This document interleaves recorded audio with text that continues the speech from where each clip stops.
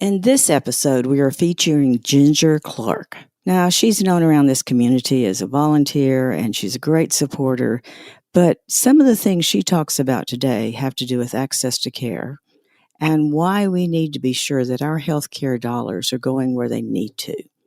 She's very well versed in the world of breast cancer, has a family history of it, and has been through it herself. But what she has to say about access to care is one of the most profound and important messages I have heard in a long time. When you subscribe to our show, you help us grow.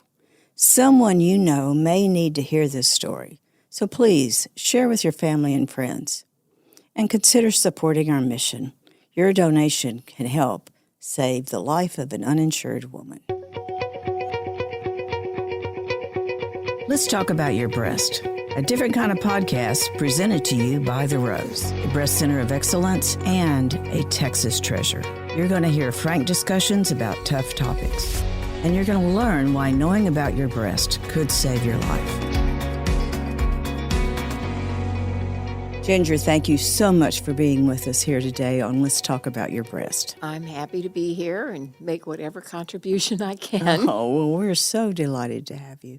Now, tell us a little bit about Ginger Clark. I mean, I know of you, and half the world, it seems like, knows of you, but tell us about your community work and the different things that you've done. I've been involved with any number of nonprofit organizations. Mm-hmm. After I retired from Exxon, I got a Master of Liberal Studies at Rice Glasgow Continuing School, because I had studied math and science pretty much all the way through a PhD. Mm-hmm.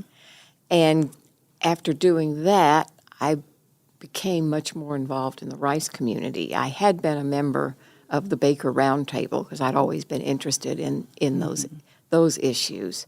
So from there, I was on the Graduate Liberal Studies alumni, and I ended up being president one year. Oh, my. And then I've been on the board of Friends of Fondren.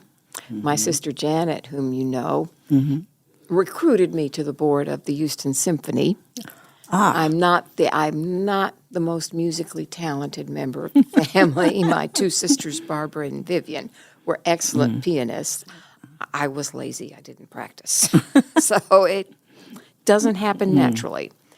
Then I've been involved in my neighborhood garden club, which I joined really to meet the other women in the neighborhood.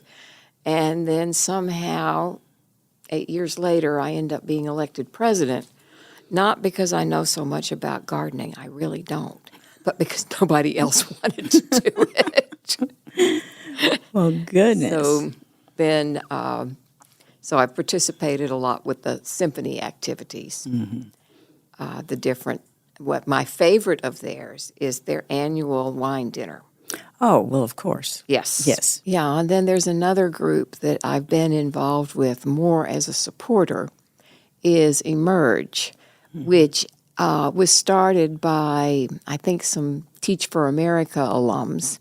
And what they do is they work with high-achieving students in public schools. They're with HISD, Spring Branch, I think, A-Leaf, all of the local public schools. And they identify these kids in 10th grade and then work with them to enable them to apply to colleges, get into colleges, because it's quite a marathon. Oh, yes. And if your parents have never been to college, or in many cases these are first-generation kids, they don't have a clue. No. So what Emerge does in many ways is provide a lot of the things that your sort of middle-class professional parents provide for their kids to try and help these kids to be able to achieve at the level they're capable of, to eliminate some of the obstacles. And that is so needed now, so very needed. So you've supported many different organizations, been involved, as you're telling us, in so many. Your original position, though, as a geophysicist, you were around a lot of men in a very different environment. Yes. When I And started, there were very few women. Now, by the time I retired, they had quite a few more. right, Things have right. definitely been changing. They may not be perfect, but they're a whole lot better. Oh, yes. And it's because women like you stepped out and were able to do that.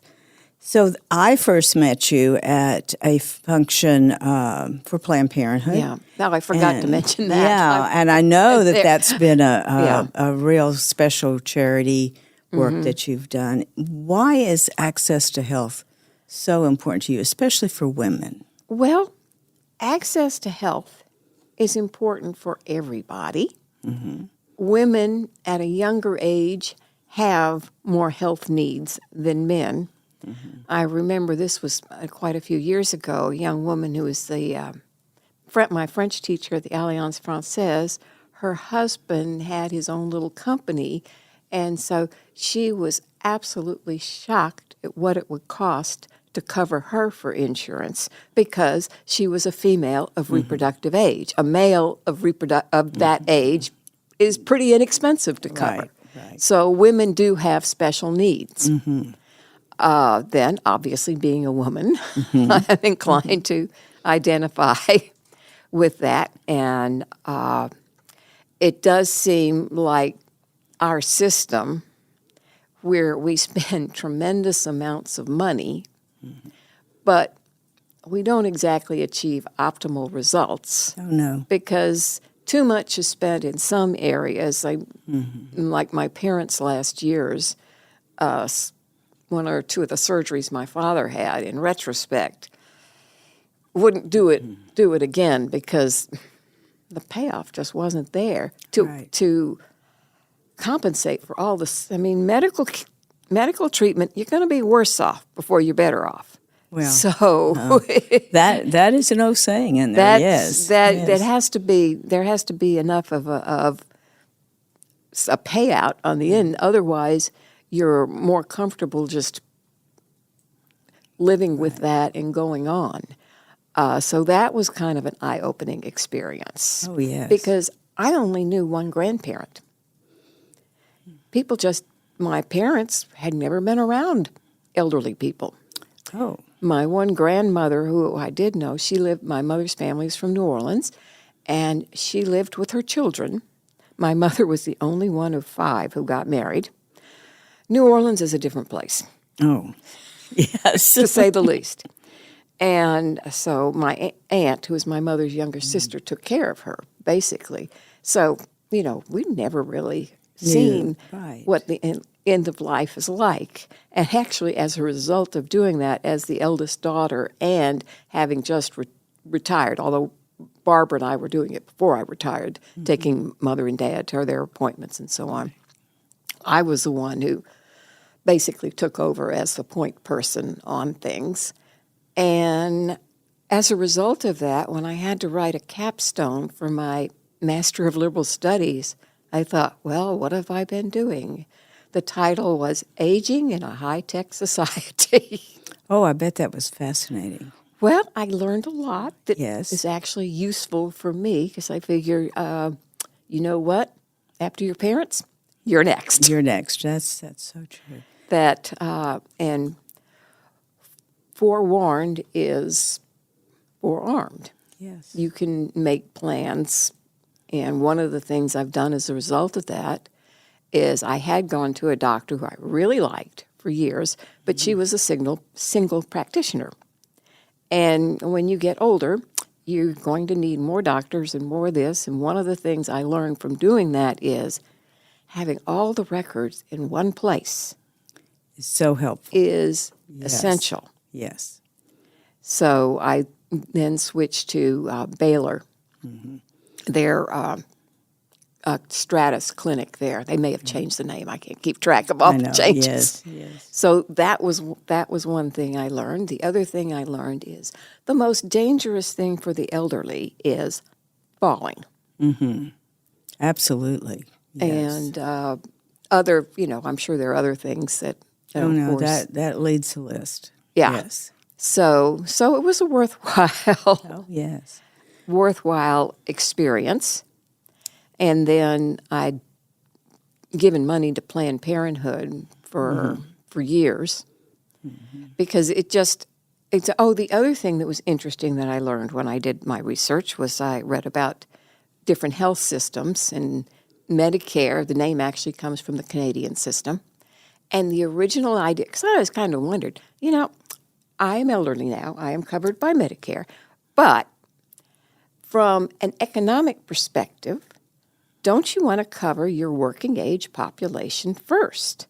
And then maybe the kids, because kids are inexpensive to cover. But the reason was, this was back in 65 or something, the idea was, well, there aren't that many old people. Everybody likes grandma. Let's get it in through grandma, and then we'll be able to expand it.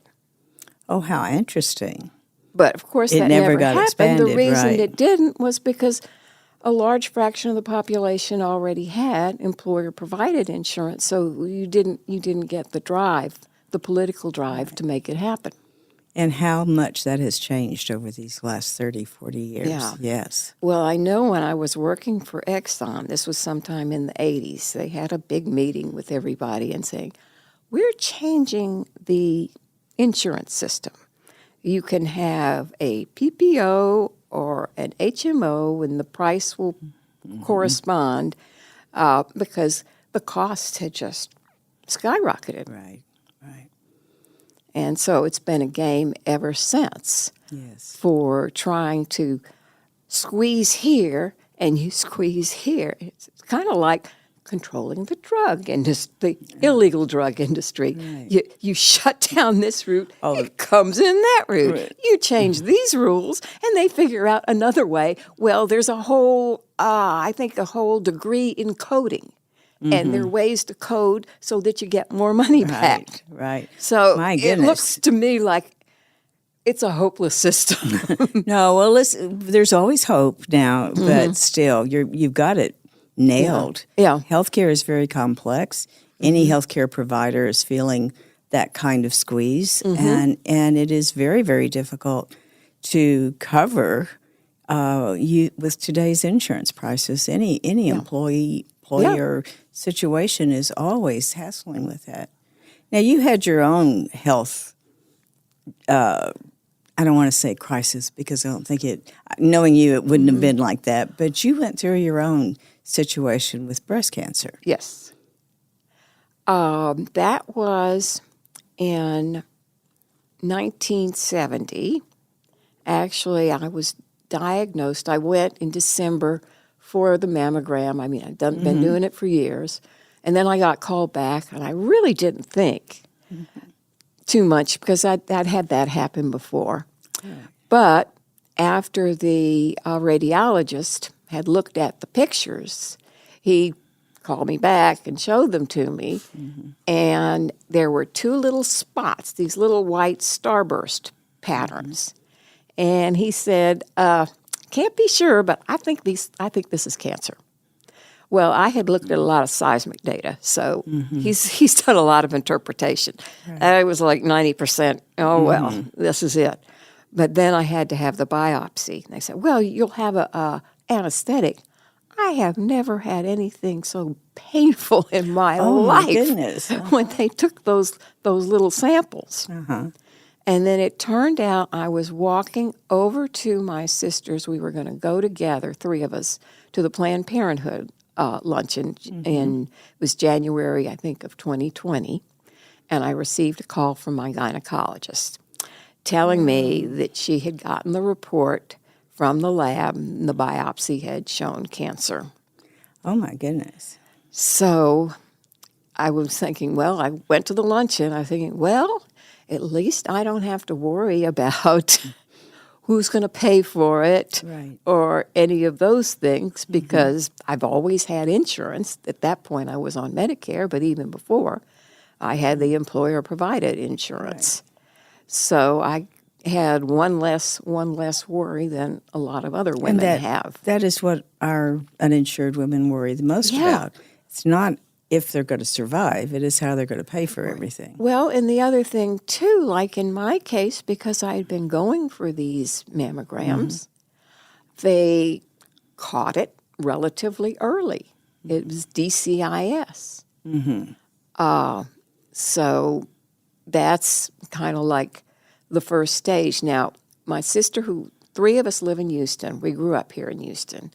And my fourth sister, who actually is now retired, an OBGYN, lives in North Carolina. Well, she had had breast cancer about 2 years before I did. It was same thing, the DCIS. And it was also in the left breast, for what it's worth. Now, when I went to see the oncologist at Baylor, my sister Janet went with me, and she was a little concerned. There could be is there a genetic link here when you have two?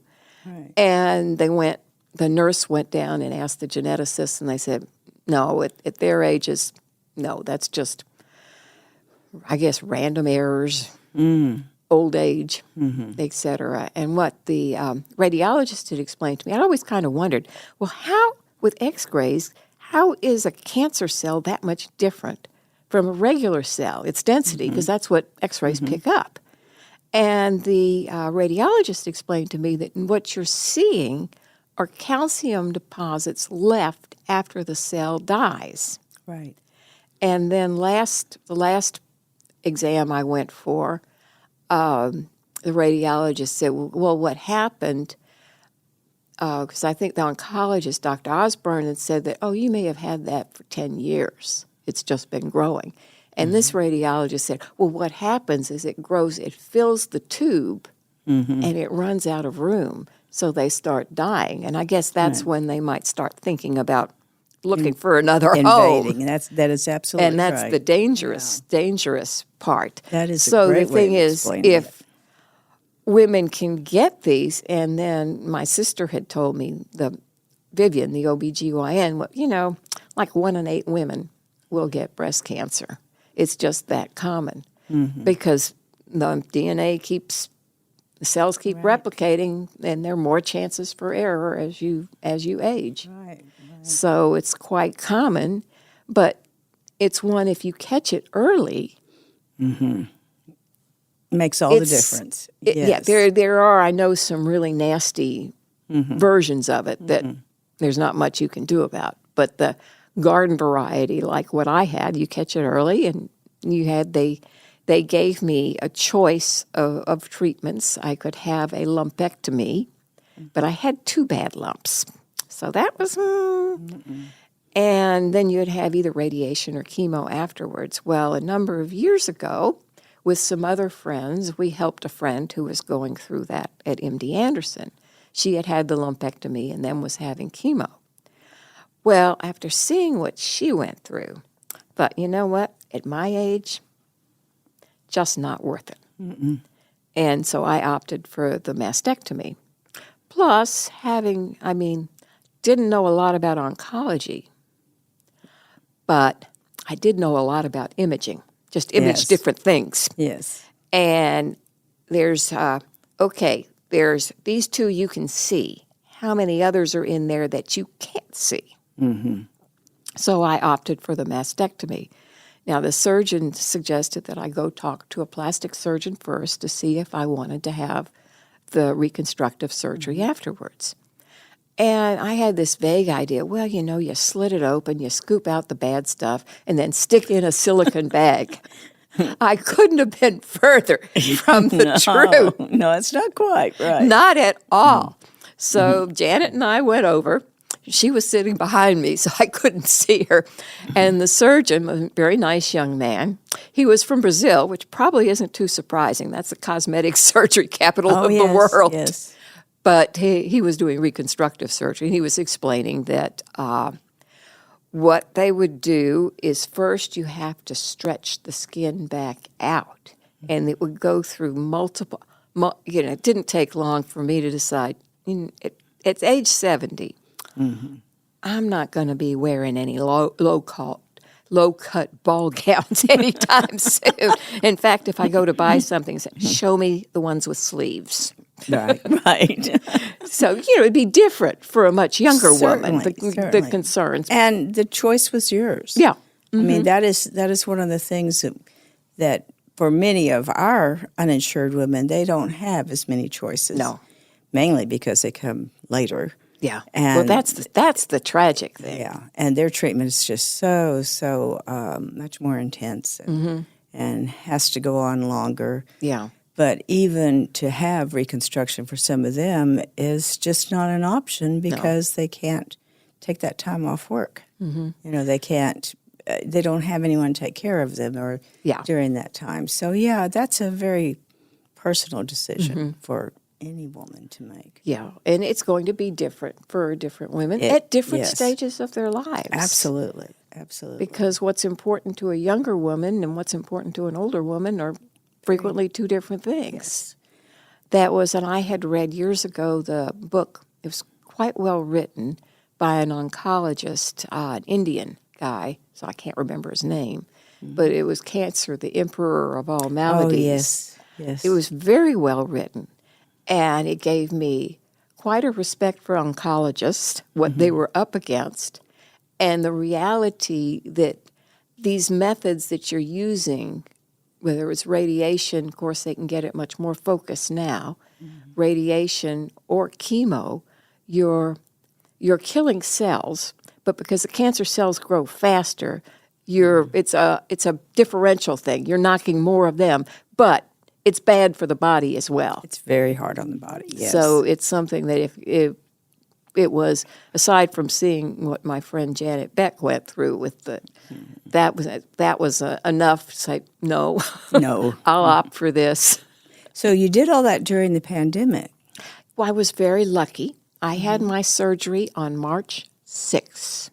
Oh, you're kidding. Right before everything shut down. So I was at home recuperating, isolated anyways, when now, because obviously if it had been scheduled for 2 weeks later, it would have been canceled because it wasn't, they didn't have to get it right now. Right. But then I would be living with that. Oh, that would have been, yeah. And even though it doesn't matter, it's still you don't unnerving. Right. So I was just very, very lucky with that. Yes. So during that time, now you have a sister who's already been through this, and many of your friends, like you were saying. Yeah. But what was the most valuable thing anyone said to you? Or special thing that anyone did during your recovery, during your time? Well, I had several neighbors who would come over with some little flowers or lunch or whatever.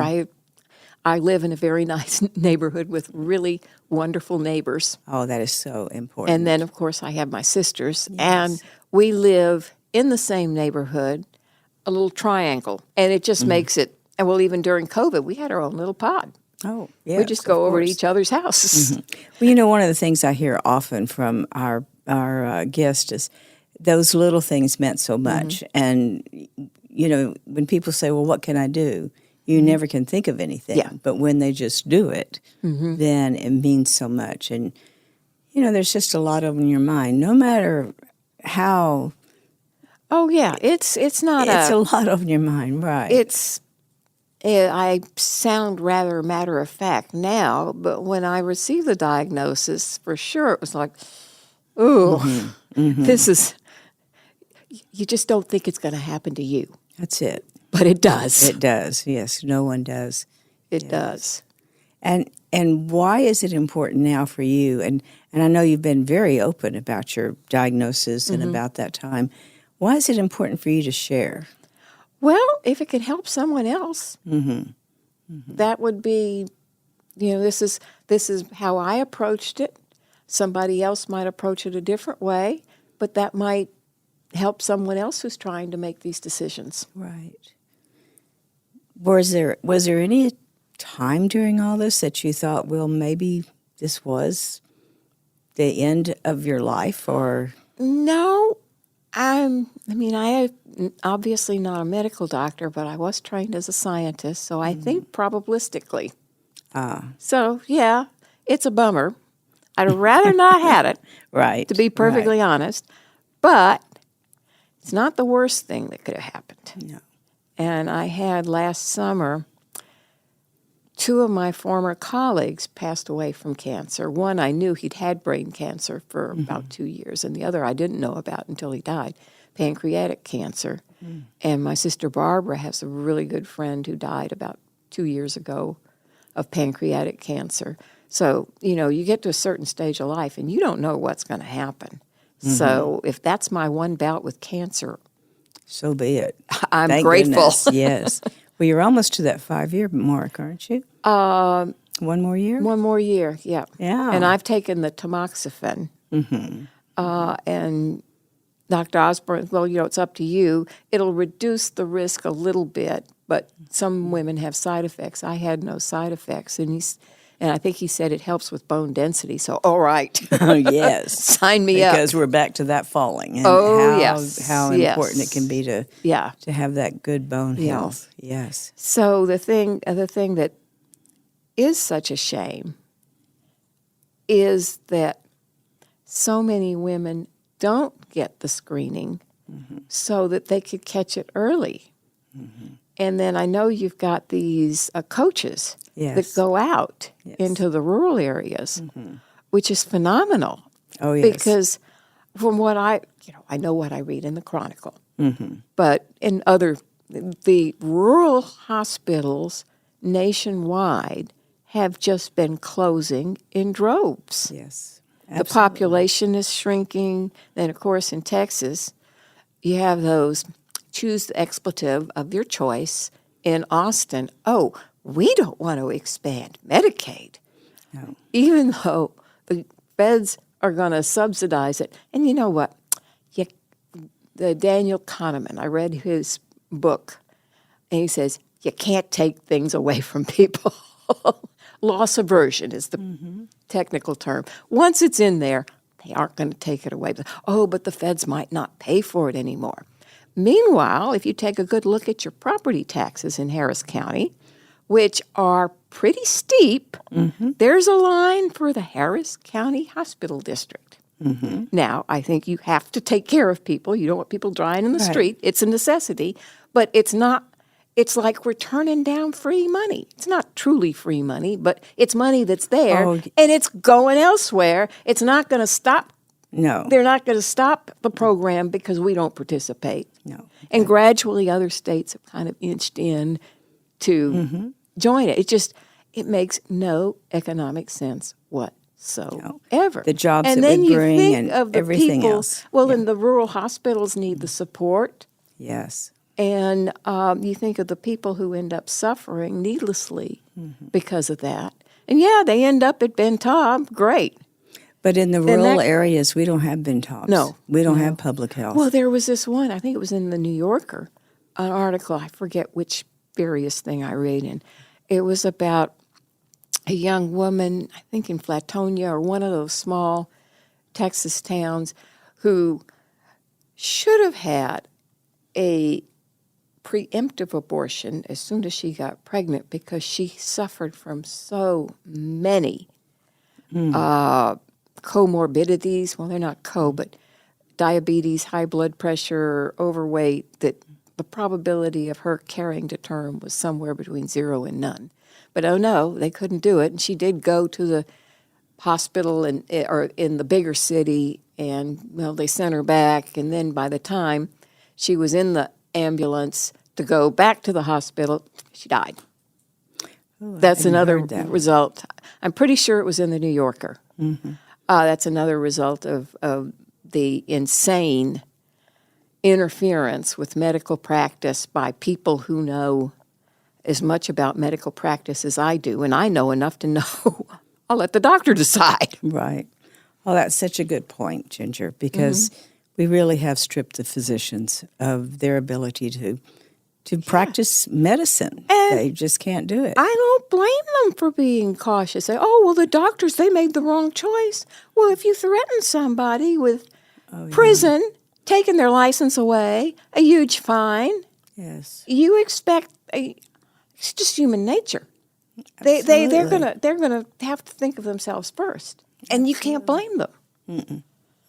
I can certainly see why you're so passionate about it just makes no access sense. to health care. It makes no sense. It doesn't. There's so much within the health care arena that doesn't make sense. And there are things that if you can do, and of course, then they end up spending huge sums of money trying to keep someone alive when that time is done. The time is done, and then, but there is one of the books I read. Oh yeah, but there's always the nephew from Peoria who comes in and says, "We want every." In fact, one of my neighbors went through this. Her truly beloved sister had brain cancer, and my neighbor had been a nurse, so she knew. And yet the daughter kept insisting on every possible treatment. So it was dragged out for months. And it was a hardship on everyone in the family. It was a hardship on her mother, my friend's sister. It's one thing to take a chance when, they've got some of these immunotherapy things that really do work, or maybe it won't work, but it has a chance of working. Right. But when there's zero chance, and then you have people for things that if they got in early, that you wouldn't have needed all that. You wouldn't. Yeah. It just is. It's irrational. Those are great messages and things that we've really got to come to grips with. These are the hard lessons of our lifetime right now. And so if you have one message to send to people, what is it going to be? Well, I think for those of us who have the good fortune to have access to medical care, get those mammograms. Great message. I mean, I was kind of thinking, do I really need to do this again? Well, it turned out the answer was yes. Yes. And straight message, get that mammogram, and we can catch it early. Yeah. Thank you so much for being with us today. It's just been a delight to have you. Well, thank you very much. I enjoyed speaking with you.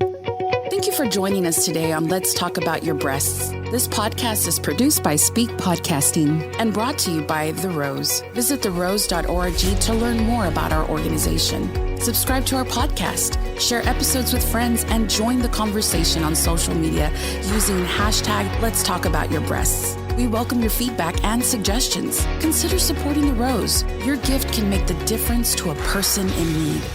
And remember, self-care is not selfish. It's essential.